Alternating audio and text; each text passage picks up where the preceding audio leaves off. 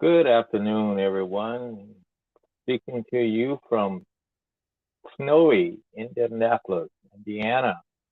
And this is another day of talking about Congo. And I hope that you are okay.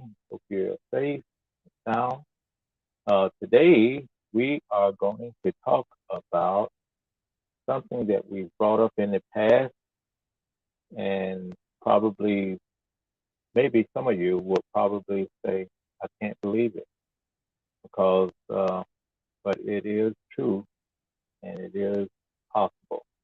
And that is measles. A measles epidemic is sweeping a number of African countries.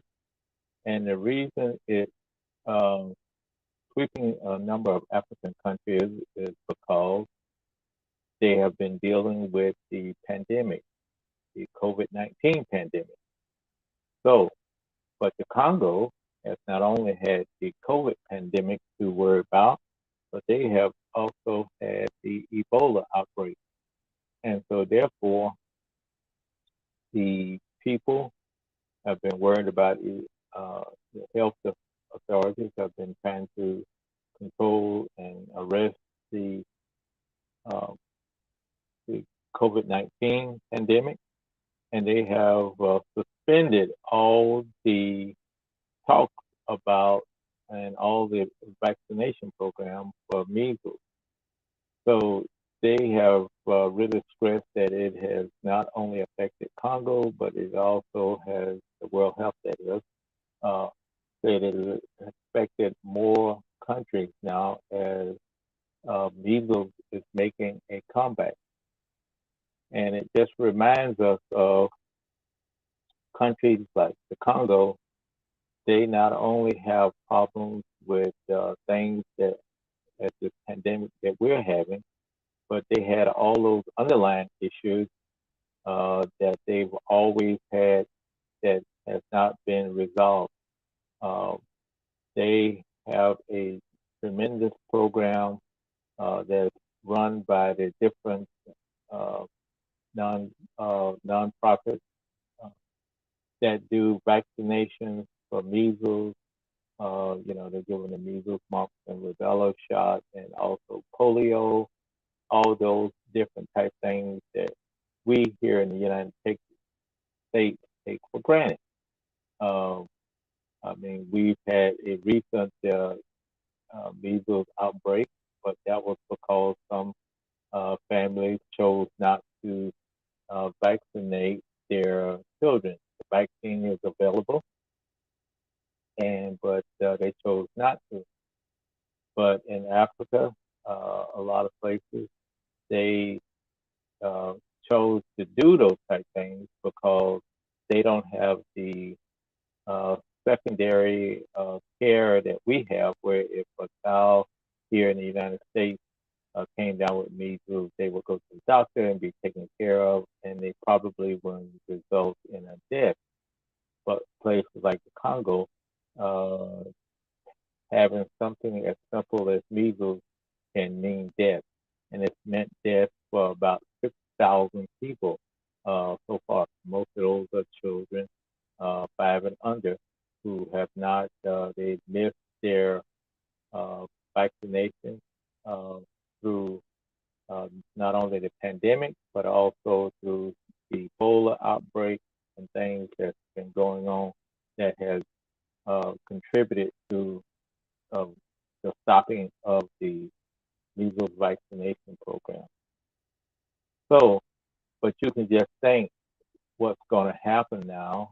I can see these health officials, if and when they get ready to go out to do a vaccination program for COVID-19, I hope they take along uh, measles and polio vaccines with them so that they can give the kids that's under uh, uh, that that hadn't had their vaccination can get their vaccination.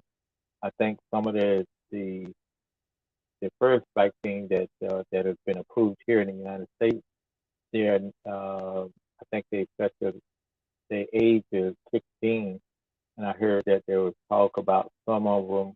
I think the Moderna can go down to age 2, and I'm not sure what the